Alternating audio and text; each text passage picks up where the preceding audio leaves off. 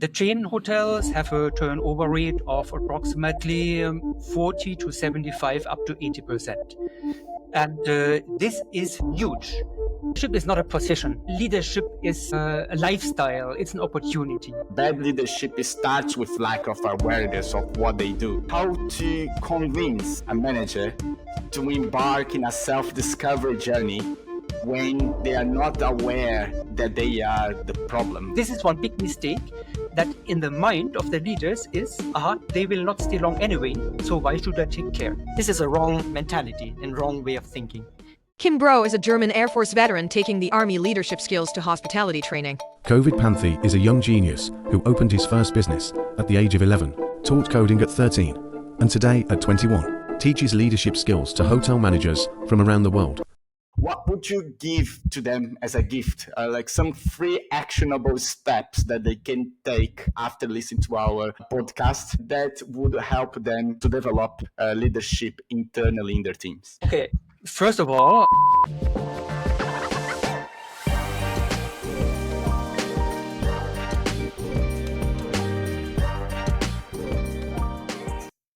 Kim, Bro, and Kovid Panthy, welcome to the show. thanks a lot. Thank you very much, Mauricio. Look, you both have a very interesting story. And when I think about leadership, and I think that I'm not alone on that, I really think about the Army. I really think about special forces. And I will start with you, Kim, because as a former special forces commander and training people, what does it take to become into the Army and to become a special forces agent, if I can call? Okay, thanks for not saying secret agent. Yeah, I mean, Army is principally very famous for leadership. And of course, you have to lead your troop and you have to lead people. Now, that was my experience in the Army also. And I got into leadership positions at a quite young age. So that encouraged me later on also to get into leadership in the corporate sector and especially in the hospitality sector. I mean, it was not only the experience in the German Air Force, there were other factors also. For example, one was I joined one organization in Germany, one foundation, and it was very difficult, frankly, to get into this because not everybody gets a chance. And in this prestigious foundation, I got the opportunity to learn about leadership, about philosophy, about ethics, and all in that subject around. And that really gave me the base of what we are doing today now. One time I went to Borneo, and that was for an expedition deep inside the rainforest of Borneo. So here I had no other choice than applying leadership principles because, frankly, it saved the life of our team. Because we came into very challenging situations, and the hospitality sector is a different sector, but we also can see very challenging situations in the hospitality sector also. So that one expedition shaped me also for my life. And okay, I mean the formalities. I have my master's in science, in geography and psychology. These are more the boring things. What really shapes our life is experience and to see the importance of leadership, how it can change people and professionalism. Well done. Like well said. When I think about leadership, as I said, it's that structure that we see in the movies, basically, right? I didn't attend the army training, so you see that how to make a human face the fear of risking their life into a mission to save other people, right? That must be a deep training, a mindset shaping to achieve that. And I'm really always been fascinated on how can you shape humans to actually do things that are from outside of them. Like what? It's a bigger mission. And it's pretty impressive that you can combine these skills. But how is that really relevant to hospitality? It is extremely relevant. And I also would say that leadership is the core of everything because leaders make the final decision. Now, if leaders are capable to touch the hearts of their followers, then the followers, here in our case, the staff of hospitality, the staff of 4 and 5-star luxury hotels, of any kind of hotel actually, so the staff will be also happy. So if a leader can make the staff very happy, then the happy staff can make the guests also happy. And if the guests are happy, then they will come again and increase the revenue of the hotel. So it's that chain reaction which starts from the top, and the top is leadership. Leadership is essential, number one. I brought some in my research that according to executive.com, 77% of organizations worldwide lack sufficient leadership depth, and trusting managers has dropped from 46% to 29% right now. So there is a problem with leadership, and I don't understand very well if it's a generational issue or is more about leadership skills, but I think that we can get a little bit more into understand that together today. But before that, yes, you have something to say. Yeah. Yes, you mentioned very interesting numbers, and we would like just to reply with some other numbers. There are some statistics, and they say that only 11% of all leaders really use their leadership skills. So many things happened here in the background. And also, leadership moderates trust, since you mentioned just trust. No? And leadership moderates trust. So if we have a good level of leadership, then trust will increase. And if there is trust within the teams, then the employee turnover rate will be reduced by half. So trust is immensely important, which is created by leadership. And talking about trust, right? Because you both founded a company about leadership, ImpactYes, and yes, we got a little introduction about you, Kim. But then we come to Kovid Panty, and as a younger, how old are you, Kovid? 21. 21 years old, 10 years already in business, opening your first business at the age of 11. And when you come to trust, it's really hard for top leaders, for top managers to trust someone younger than them. But when you tell your story, people probably start to trusting from the moment you open your mouth. So please, can you share a little bit of your journey on how you got to this 21-year-old leadership trainer today? Yeah, thanks for the intro, Mauricio. Yes, I started my career when I was 11 years old. So it's been 10 years, a decade of into doing my professional things. Of course, I came at that time from programming background, as you said, coding. So I was very interested in new innovation, technology. I was always interested in innovation. And that entrepreneurship mindset was already there since my childhood. Always new things. And then I came to learn about programming because that can really help you to think innovatively and creatively. Then at the age of 13, I started teaching people already. So training was already in my bloods at that time. At that time, my first student, or let's say my first student, I was 13 years old. My student at that time was 59 years old. But he was living in USA. So here we see this discrepancy, and you talk about trust. Yeah, definitely. I can relate, and I can go back retrospect. If I retrospect back into that days, it was really hard to get that first one student of the age 59. He had many issues, trust issues, as you mentioned. But I think there is interesting, if we look into the psychology, because I was also interested in psychology at that time, and I really dissected what were the things that is holding him back. And of course, the number one thing is trust, which you mentioned. Number two was how he thought, his perceived value of me. So what he thought of me, that was number two. And number three was, of course, the social nomenclature, norms. We call it normative conformity. So it's that norm that young people are inexperienced. So that norm, I think these three things were in his mind. So I tackled these three things with trust. I gave him no cost first discovery session. No? So with this discovery session, he could really assess me. So that built trust. With perceived value, I gave him a lot of things which otherwise he would not get in that session.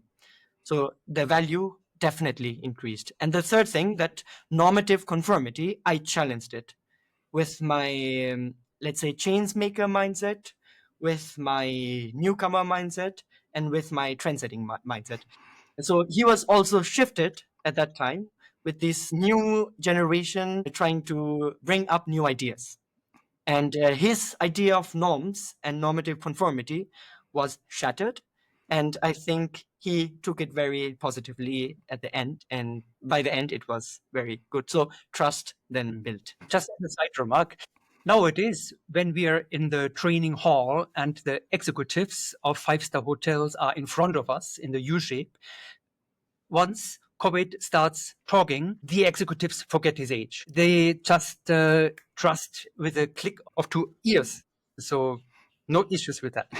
That's amazing. Of course, you, Kovid, I call yourself a young genius, right? Can you tell our audience, because if they don't know you, they never heard about you, what is your story and how did you actually end up at age of 13 being able to get someone to train and building that story that you have behind you that now you can just stand and people will listen? Yes, definitely, Mauricio. As I said, and as you said, I started my career when I was 11 years old doing things in programming and tech. Then I eventually started training people. And when I trained people during that time, I organized one big conference here in Nepal, where I am. And so I organized one big conference with 200, 300 participants. And I had approximately around 30, 40 staff members who were helping me in making that event successful. And that was the time when I first realized the power of entrepreneurship. And that was when I was 15 years old. And I opened my first company at that time. Amazing. 15 years old, and you organized an event with 30 people that were supporting you in this event. That's right. Yeah, may I add something? I mean, Kovid was 15 years old, and his team were maybe how many? 20, 30 people of team. And the age of the team members were all 30 years, 40 years, or like that. Now imagine Kovid as a 15 years old and leading his team, which is much older than him, and very successfully leading. So that, I think, showed Kovid also the power of leadership. No? Yeah. So it was amazing. Yeah. So after that 15 years, just to add on to our company also, that 15 years, when I started my first company, I realized the power of entrepreneurship and leadership and also marketing. Because without marketing, I could not sell the tickets of this event. So I had to learn marketing, and that's how I came to marketing. And I consulted maybe around 3,200 plus clients from USA and Europe, especially the business owners and MBA graduates or, mid graduates. And they learned a lot about marketing. Some people even told me that my sessions helped them save from bankruptcy. That was also interesting. And then, of course, I mean, just to mention, I am certified by Harvard University and Cambridge University in neuroscience and psychology. And I am also IBM champion because IBM Incorporation, they choose 600 annual people from the whole world. And I was one of them. And I have one book. I'm an author also and public speaker. Haven't planted a tree yet. I don't know if it's a worldwide, but in Brazil, we say that we have only 3 goals in life. That is to plant a tree, to have a child, to write a book. So you are well set to achieve that in a very young age. Well done. Well done. It's very impressive.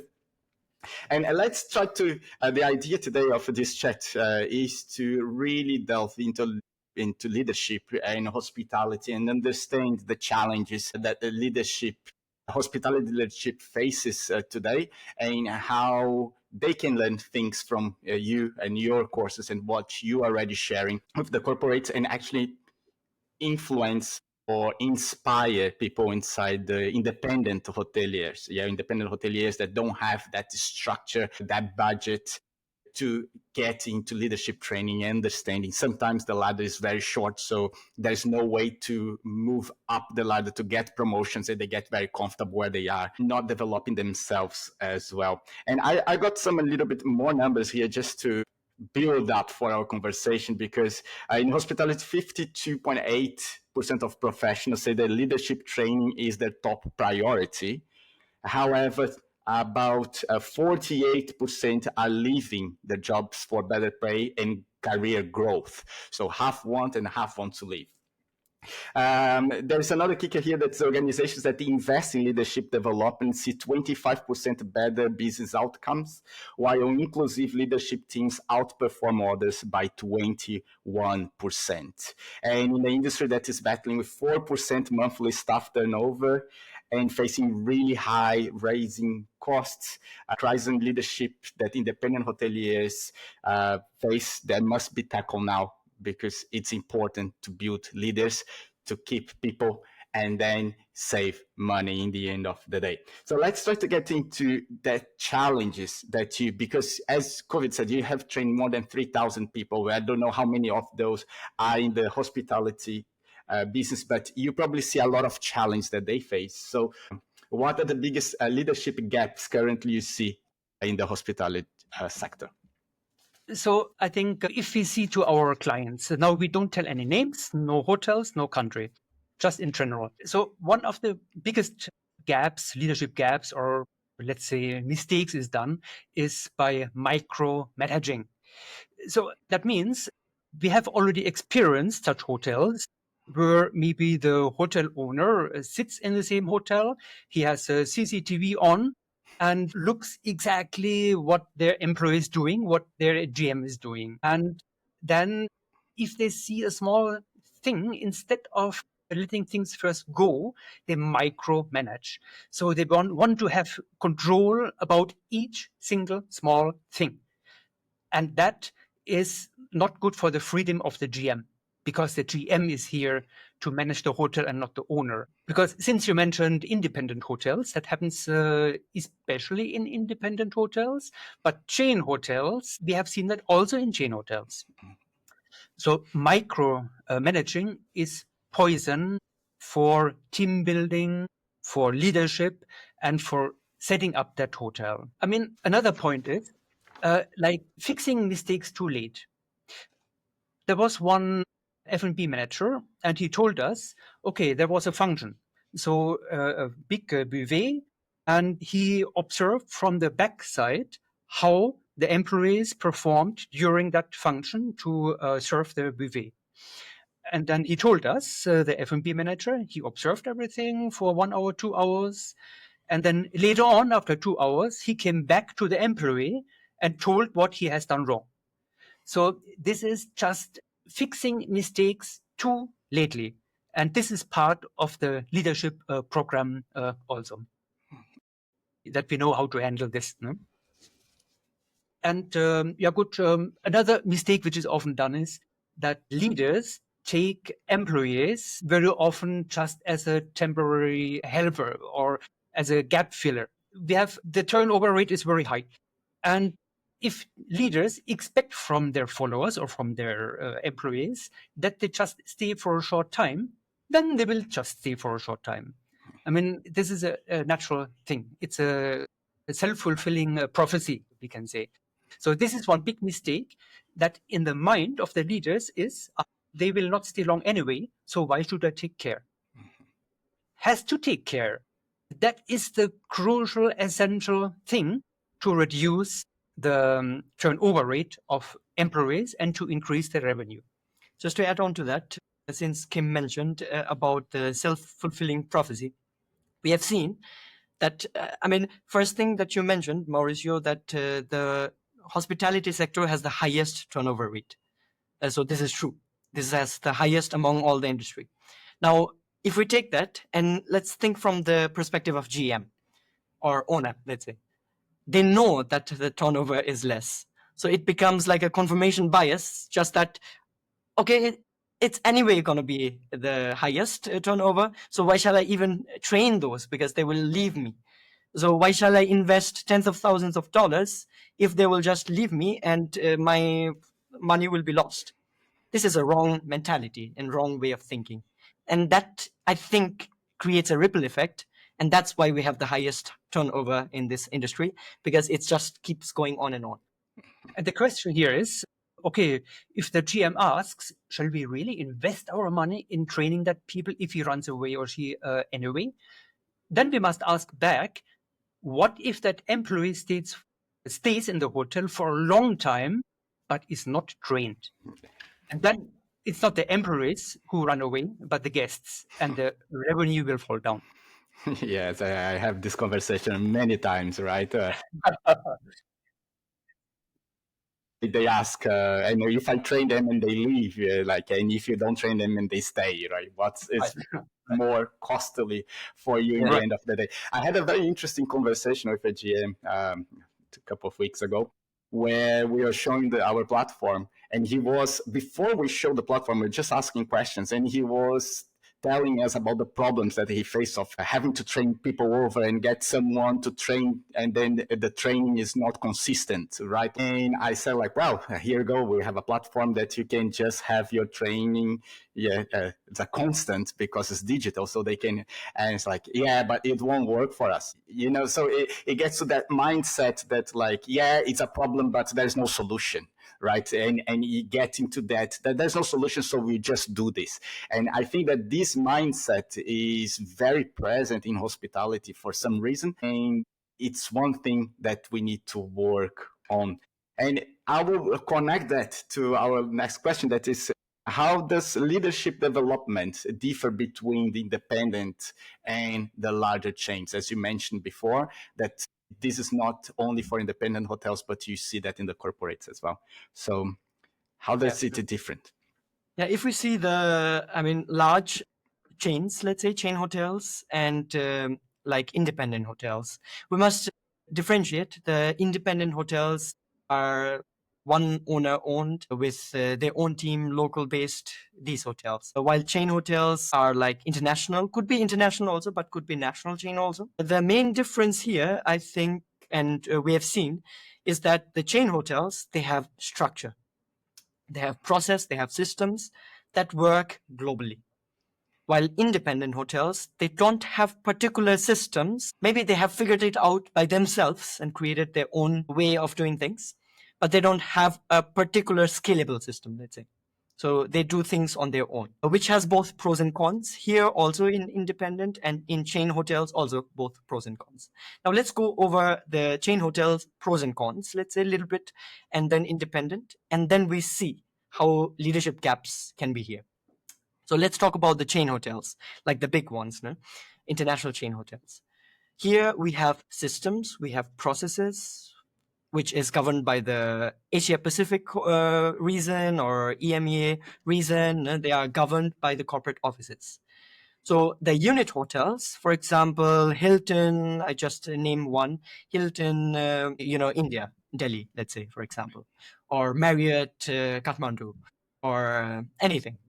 So these hotels, they have proper L&D systems, they have proper training systems that go from their corporate level. Now, if we come to the independent hotels, these are individual hotels which don't have particular L&D structure. They might have their own HR team or their own L&D team, so they have to figure it out themselves. With the international chain hotels, SOPs and training, L&D, they don't have so much flexibility to change. Let's say there is a new leadership concept that came. They cannot just adapt it because it has to come from the international headquarter HQ. Then it has to come down to the regional HQ, the Asia Pacific or European region. And then down it has to come to the national HQ. Then it has to come to that unit hotel. So it's really hard to change a particular system. So they have to really follow through what is given to them. They have to really follow through what is ordered to them. However, now if you come to the independent hotels, they have the freedom because they built the systems. So they were the one who owned the system. So they can say, okay, that's leadership, new leadership. Let's try it. If it doesn't work, let's dump it up. Let's bring a new style. So they can really have the flexibility. Now let's see how this flexibility can affect with the independent hotels. If they use this flexibility to their advantage, it will be really powerful, because that's what the chain hotels, their competitors, cannot do. So here's the competitive edge that they can bring out. But if not done properly, that can really cost them years of time. So that's where like experts, external experts like ImpactYes come in, as to bridge this gap, to bridge the idea of hospitality from the top level till the bottom. So this top bottom down waterfall approach. Now that's for the independent hotels. Now let's come to the chain hotels. With the chain hotels, as I mentioned, it's really hard for them to change and adapt. However, that new perspective will just throw some snow over their already existing cultural SOPs, let's say. So what is set, it will just be the cherry on top onto that. Because they have systems that work partly, not 100%. So our concepts and our modules will top it up. We don't say that we don't completely change their whole system. We incorporate their SOPs and we build a full model that was previously partly installed. So here's how the leadership gaps can differ, and how different ways of approach of training is necessary in different style of hotel. And Mauricio, you mentioned also the general corporate sector, how they differ from the hospitality sector. Now, let's have a look to the Fortune 500 companies and about the employee turnover rates.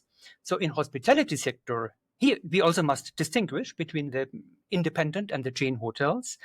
The chain hotels have a turnover rate of approximately 40 to 75 up to 80%. And this is huge. The healthy level is 10 to 15%. And these chain hotels have 40 to 80, let's say.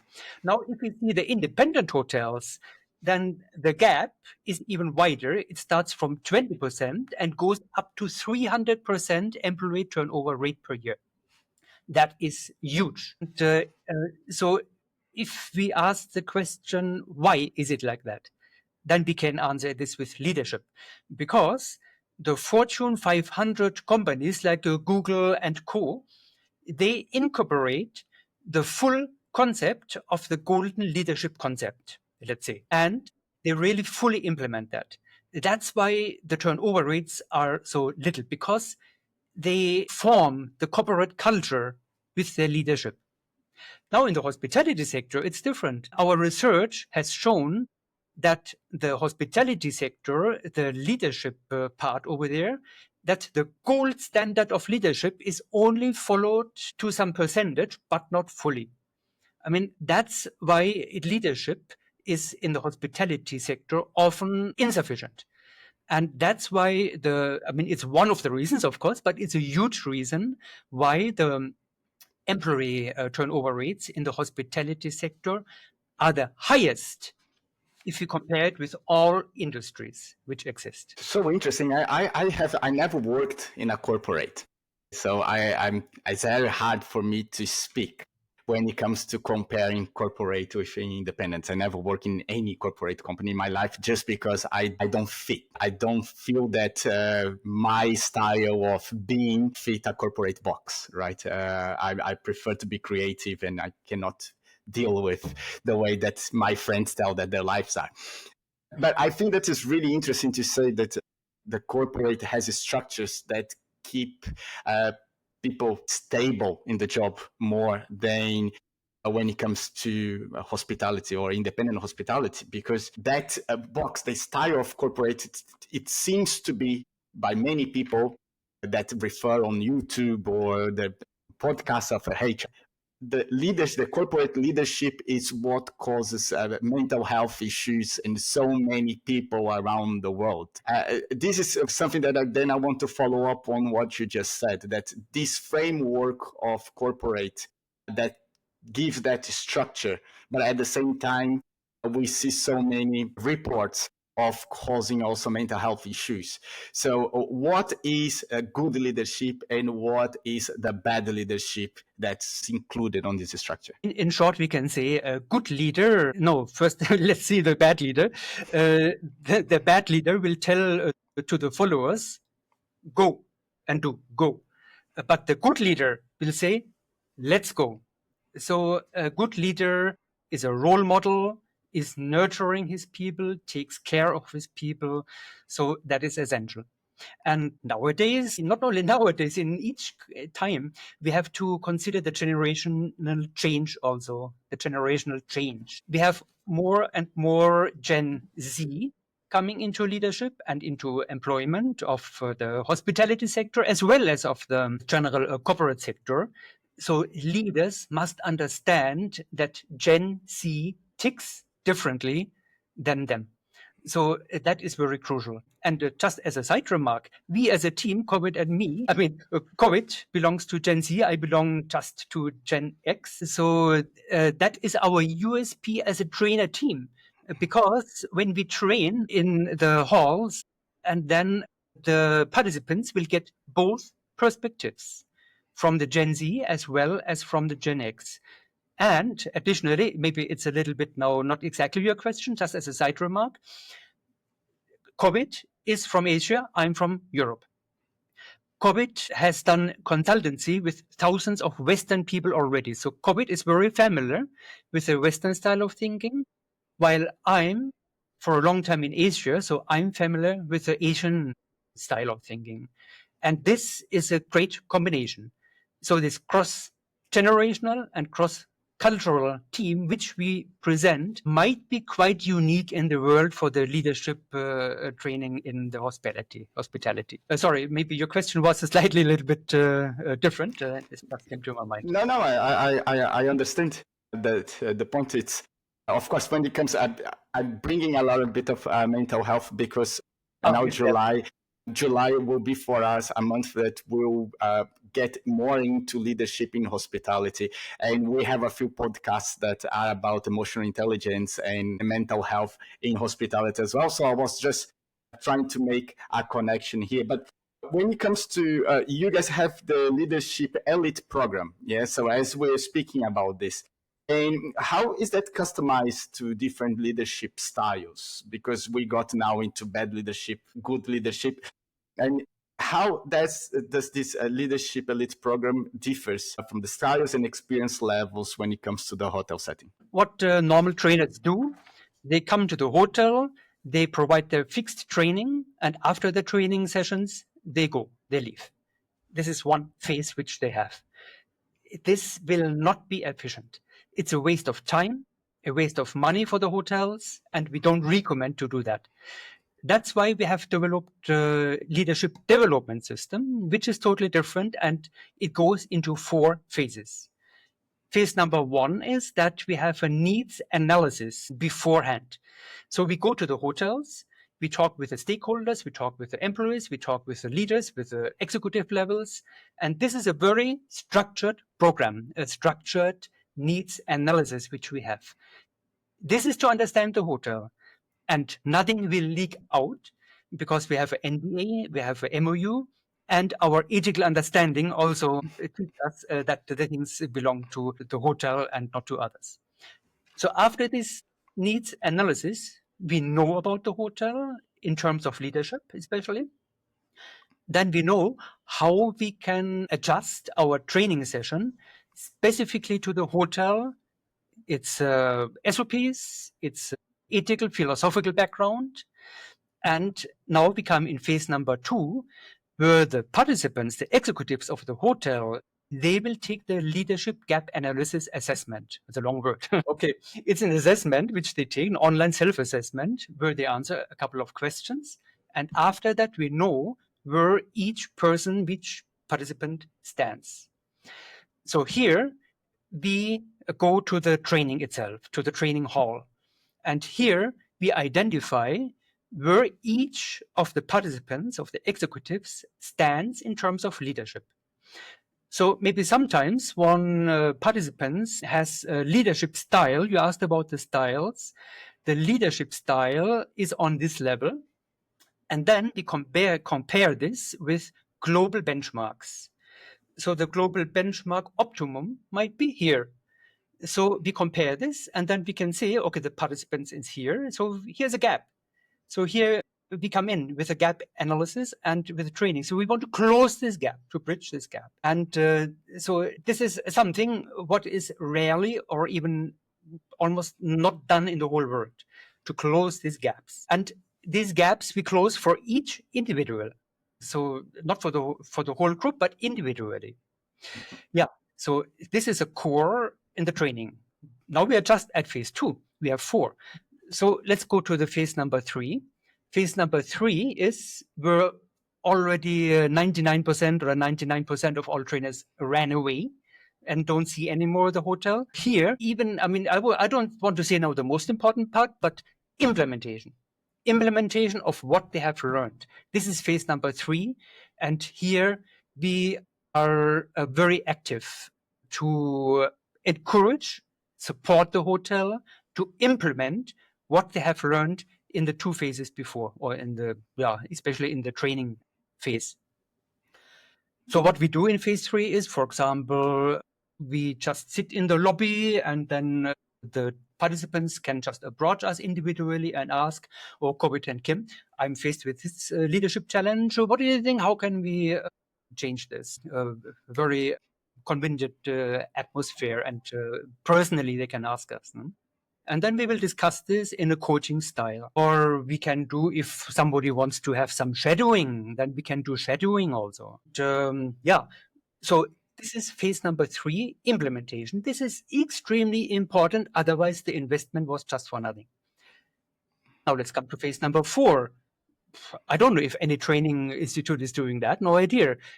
Phase number 4 is, okay, from phase number 1 onwards, we closely work together with the L&D of the hotel, or those who are responsible for L&D. Could be a HR also, or somebody.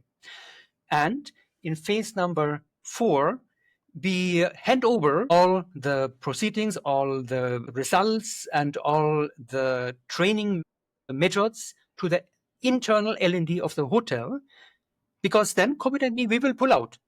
And then it's a turn of the hotel to take over. And we want to see a strong L&D in the hotel, because we don't want to make the hotel dependent on us. We want to make the hotel self-dependent. If a hotel strives, if we can see the results, this is our satisfaction. And that's why we hand over all the proceedings to the L&D. We will pull out, but even then, we will be available in the background. If they have questions, we can come back and they can ask us any time. So these are the 4 phases compared to just leaders who have only 1 phase, trainers. Let me ask something then about this gap. So just to picture really, so for our audience to, okay, they have seen the process, how you guys work. Let's bring some examples of what is the most common competences that you see in this gap between what you assess and what the benchmark is that you need to work on. What do you see that is recurring with most of the leaders that you work with? Yeah, as Kim mentioned about the 4 phases, in that phase number 1, we already give them this online assessment for leaders. And with this online assessment, we assess their current score and the global benchmarks. Our research already shows, and we have the global benchmarks. Now, for example, just give you the worst case scenario, which has to be used the least, but is used also. It's to fixing, let's say, to fix. And leaders use that all the time. So when we usually assess GMs and the leaders of the hotels, then they have very high score in to fix that style of leadership. So they have, for example, let's say 10, where the global benchmark is maybe 1 or even 2 or even 0 sometimes. So here we see a huge gap. Here they are using highest in this leadership style of trying to fix others, but it has shown by the research to have to be used the least. And here now what we do in our training, the second phase, is that we give them exercises after exercises, role plays after role plays, simulations after simulations, to give them behaviors that will reinforce that this is wrong tactics of leadership style. And we will reinforce them or enforce them with more concrete behaviors that they can replace them with. It's like, replacing an addiction. Because we are sometimes addicted to some certain leadership styles. We want to fix them. We have this intrinsic, style to fix others. And it's like an addiction, or like a smoking or alcohol or whatever. And what we do is like a therapy. So we give this therapeutic behaviors to them and show, okay, a GM or L&D or whoever, you are very high in trying to fix others, but you have to be here. Now, here are 40 plus behaviors which you can use to replace your old style of leadership and completely replace this with a new and much more efficient way of leadership. And our challenge sometimes is to convince those hospitality leaders, to convince them that there are gaps. Because if a GM or whoever in the executive team, if they have worked already for 30, 40 years in the hospitality sector, then of course they have very successfully led already a team. However, they hit the wall again and again in certain cases, and they don't know why. Even so, they are professionals already. We want to make them elite, that available again. So the leaders, sometimes themselves, GMs, whatever, they are not really aware where their gaps are. And this assessment can make them aware in a safe environment that nobody else will know, because our results we will not publish. Even in our training sessions, we will not force anybody to tell his or her results to the group. Also, the GM will have his results or her results only in front on the table, and that will not go outside. No, you're saying something very, very interesting now, because bad managers and a toxic work culture. I brought some more numbers here. Cause 1 out of 3 employees to walk away from the job, while research shows that 50% of employees with ineffective managers plan to quit within the next year. And you were saying about awareness of your leadership style. When awareness and bad leadership seems not to be, it doesn't go together. Like, bad leadership starts with lack of awareness of what they do. And how to convince a manager to embark in a self-discovery journey when they are not aware that they are the problem. What's in it for them to engage in such a discovery? And here maybe you'll be talking to some hospitality hotel owners here that want to develop the GMs or the CEOs, and they're a little bit puzzled on how can I do that without micromanaging. How? We have seen that what you said, Mauricio, is absolutely right, because bad leaders, they think they're the best leaders. Usually the ones who say I'm the best are the worst. So here it's really challenging. But however, what we have seen during we know we are connected with more than 100 GMs and are connected with many. And we have seen that usually they're not intrinsically bad leaders, but they need a catalyst. They need that spark. They need that fire. And when we go in their place and explain them how this leadership gap analysis works and everything, they have this eureka moment, like, I have got that. Because they all the time, during all these 30 years or 40 years of experience, they didn't realize what was going wrong. They were leading bad because they didn't know how to lead good, not because they wanted to be bad leaders. So it becomes like a catalyst. I think that being something coming up as a catalyst is number one, I think, to make bad leaders, let's say. They're not intrinsically bad, but circumstantially. So that catalyst will be that first factor to spark their fire within themselves. Once we explain our concepts more in detail, usually it's possible to convince them also to take the training. Of course, it always comes down to the finance. Now, the GMs will ask, okay, what is the ROI, training ROI? And here we have developed one training ROI calculator, which is worldwide quite unique, I would say. Here we can calculate, and in average, the training ROI is 2 months. So after 2 months, the hotel has reimbursed what came to 100% of ROI. Within 2 months. Break even. Yeah, break even. Yeah, right. So we must see the cost of not having trained people. Here we must see that each employee in the hotel who leaves, they create huge costs. And these costs are up to 200% of an annual salary.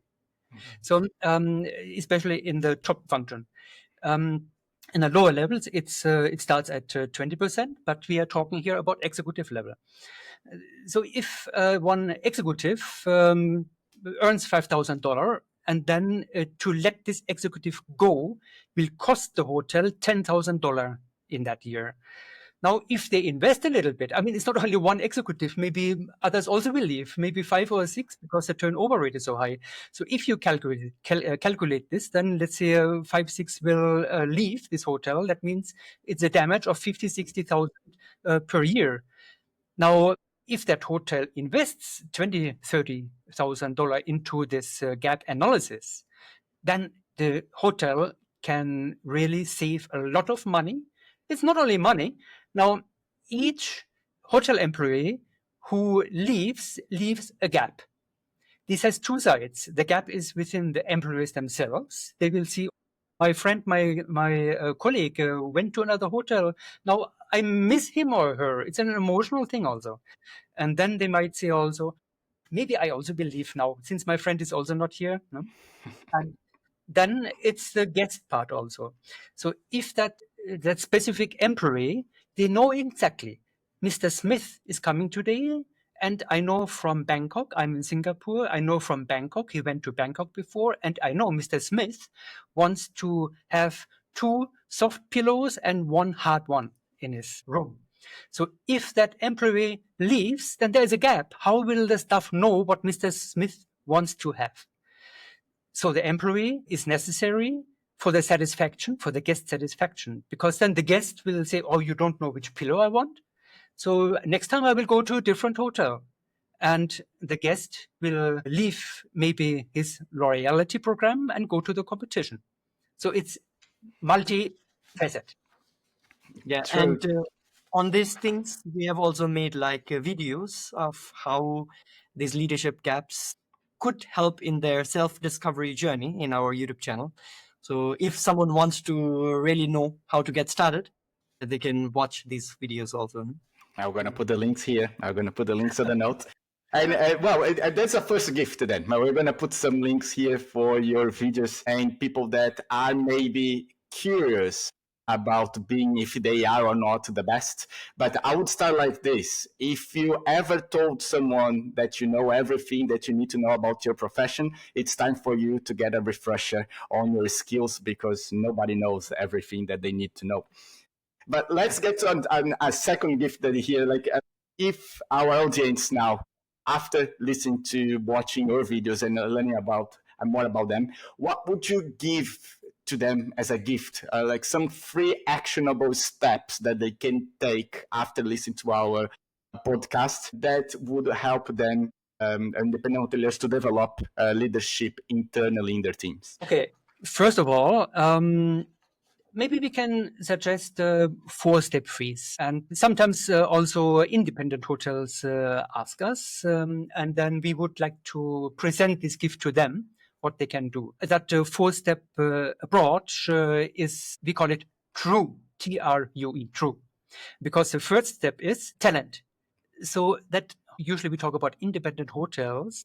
First, they should identify their talent in the hotel. And they have to do that internally by internal means. It's not just an emotional thing, but it has many, many, many facets to assess talent. And the second thing is to provide those talents with resources, with learning resources. This is the R. So we have R, talent, and provide them with the resources. So that means the hotel should provide these talents with the appropriate learning resources so that they can upgrade themselves. And we not only talk about theory, the hotel should provide really hands-on experiences to these hotel employees that they really can experience leadership. So this is the TR. Then in true, the next one is a U. The U means give the employees who learn about leadership, give them a chance to use it. And of course, in the hotel, we have real situations. In trainings, we have simulated. If we have training sessions, they can do many mistakes, and we hope that they do many mistakes because we can learn from them. Now, if we are in the real situation in the hotel, it's a little bit more risky. They cannot experiment much. However, TR, the U stands for using what they learn so that they really can experience it. And the fourth in true is the E. And the E means enabling those employees to become a leader of a leader. Because really, the best leaders, the strongest leaders create new leaders. And that is then very powerful also as a multiplier of a leader, which really can do a difference. So this is our true approach, which we sometimes recommend if we are asked. Super, super, super interesting. True. Super, super interesting. When we think about technology moving forward, what do you think that technology like AI, well, we have to use the word, right? Otherwise, keywords won't find us. But how do you think that technology or like coaching platforms, AI, will play in leadership development? What role they will play? I think technology, we cannot just ignore it. It's usually said that if you cannot adapt with new technology, the new technology will replace you. No? So it's always that adaptation, not only with AI, it was always from the past. Because hotels, chain hotels, I don't mention the names, but some chain hotels are popular just because they innovated. Like there was one hotel chain which had the first ever TV inside, room. So now it's a big chain. But when it got started, that was the one hotel which was ahead of the competition. So I think adapting this technology is not only useful to say that we have the technology, but also to stay ahead in the competition, because hospitality is a blue ocean. It's a very competitive market. It's a very saturated market. It's a blue ocean. And to create a red ocean out of that, it's a challenge. And to create, even on top of that, an economic moat or financial moat or, let's say, competitive moat is even more challenging. And I think technology will help here to create such a moats.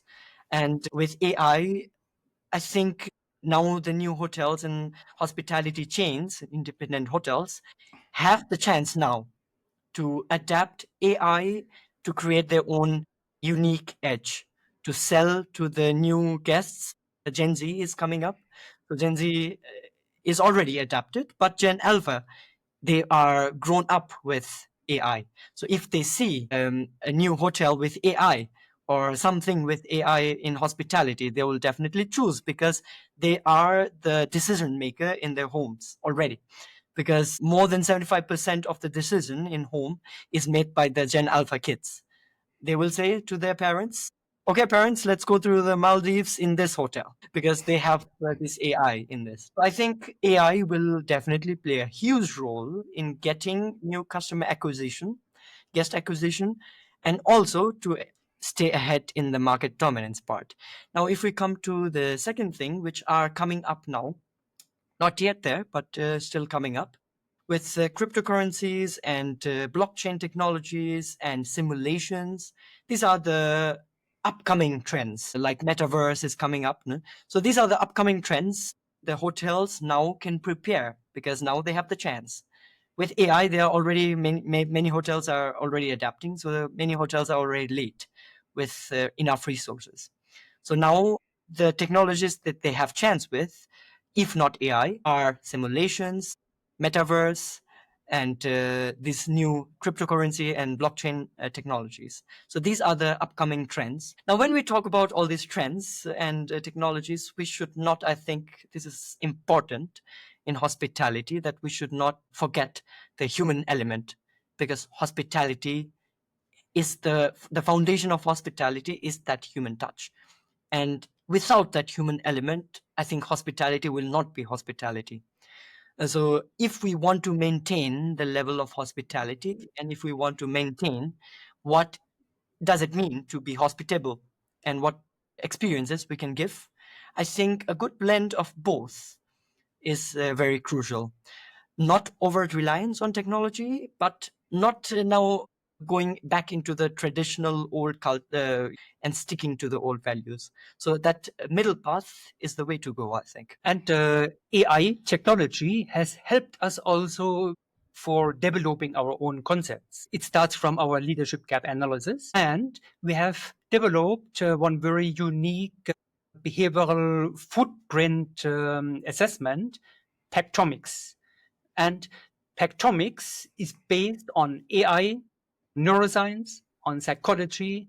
It's a breakthrough research application to identify somebody's behavior and to decode the behavior of other people. So in ImpactYes, we have entrepreneurial mindsets. So we always want to create something new. We are never satisfied with the status quo. And we are already on the path to develop the next level applications also for the hospitality sector. And that includes especially AI also.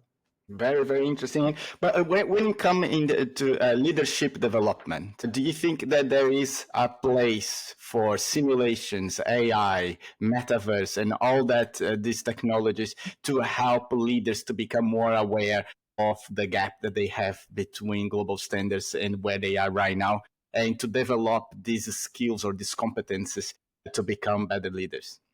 Definitely, yes. We are already on our way to, and we have already created to some extent such simulations. And it has been proven that simulations can really help, because here they can be challenged with their assumptions. So they can be challenged assumptions, because maybe in their day-to-day life, they are never challenged with their pre-existing self-beliefs, and which could be negatives also. So with simulations, they have the comfort. It's a comfort zone. At the same time, it's not comfort zone. So it's both at the same time with simulations. That's the beauty of simulations. And such technology will definitely help in training industry also to see these gaps, and leadership gap analysis will definitely be helpful in this.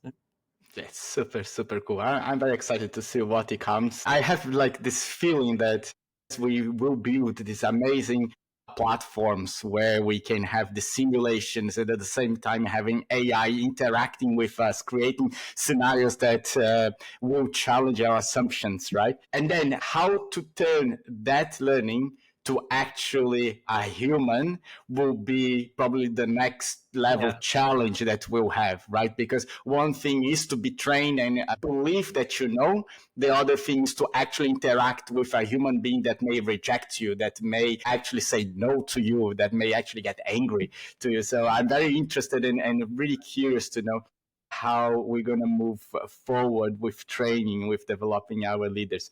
And as I'm on that note, what advice would you give to young professionals aiming to become future leaders in hospitality? We must see that leadership is not a position. Leadership is a lifestyle. It's an opportunity. And young upcoming leaders must really understand that they should not wait for any leadership position, but that they should start leading from the background, even without any leadership position.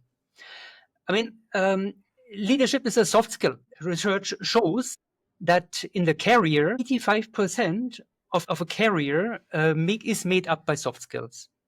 And leadership here is the most important one. So please, upcoming leaders, lead from today onwards. If you are in the position or not, that does not matter. Start practicing, get your experience, get your positive, negative experience. There is no negative experience. There is just experience. So, and if somebody really wants to go deeper, then we also would recommend sometimes, like once a month or so, to shadow one GM or one HOD, to shadow them for one day and to see what are their pain points, to see their views, and then to learn from them. That will give them then really very valuable insights. I mean, leadership, respect. I mean, we must understand that respect cannot be commanded, but it must be earned. And the same goes for leadership. Awesome. That was a very good message, very cool chat with you guys. I'm very glad to have you here to share was we went over for quite a long time now, so we enjoyed very much. We went very deep into understanding the leadership skills and the emotions that go behind as well. So thank you very much for sharing your time. And how can our audience get in touch with you? Yeah, thanks, Mauricio. Just to add a little bit, everything summarized. We have one example scenario for all of our audience to imagine. I have maybe 1 minute or so to show you the picture of what we all discussed now. Okay, let's imagine. Let's play a excuse me. And this game is of imagining. Let's imagine that you are a hotelier of a 4 or 5-star hotel, and you are sitting in your hotel's lobby. Now, in this lobby, you have one receptionist smiling and waiting for the guest to come. Now, a guest comes into your hotel, and he comes to your receptionist. They come together. Now, how your receptionist enthusiastically receives your guest, that's leadership. And how personalized how personalized the service is towards the guest, that's entrepreneurship. And by the end of the checkout of this guest, how does this guest feel? That's marketing. And in the comprehensive manner, we say LEM, leadership, entrepreneurship, and marketing. So LEM will make or break your hotel. Focusing on only one will not help. Now let's zoom out from this picture. Let's zoom out and see the whole picture. All of the behaviors that your receptionist saw, that your guests saw, and that you saw. All of these are decoded and encoded into your brain. And that's the science of neuroscience. That's what we call. And based on this science of neuroscience, we have to analyze the behavioral patterns. And these behavioral patterns is what Kim mentioned just before, pactomics. And this can help to gauge ourselves and to gauge others. And that's pactomics. Now let's zoom in again into leadership alone. We discussed about leadership gap analysis already. So that's where we have to see the gaps and fill in the gaps to make all the whole system work. I think with this imagination, I would like to close it. Well done, well done. Even I picture that really, really well now, LEM. I'll keep that in mind because it's a really good acronym for leadership, entrepreneurship, and marketing. And you're totally right. That makes or break the cycle of a hotel. How can our audience get in touch with you and learn more about ImpactYes? Yes, you can browse our website, ImpactYes.com, impact with IMPACT. And yes, we call it yes. So say yes to impact, no? ImpactYes.com. And feel free to email us at Kovid, Kim. Kovid is very easy to remember, K-O, Kovid with K, and Kim, like Korea, K-I, Kovid Kim at ImpactYes.com. You can email us, reach out to us at any time. In our website also, there is contact form, so everything works, so feel free. We are also in social media. So YouTube, I mentioned, in Instagram, we are also there. And personally, we are also there with our personal. So yeah, that's how you can feel free to connect with us. And pactomics.com. Perfect. I'll put the links on the notes. Thank you very much for spending this time with us today. And I hope that we'll be meeting each other very soon, probably for a leadership training. Thanks a lot, Mauricio, and thanks Thank a you. lot to all the audience who watched till the end. Ne? Yeah, it was a pleasure, Mauricio. Thank you very much. Thank you very much. I'll see you. Thank you. Schulering, thanks for listening. Thanks for watching. I'll see you next time. Bye.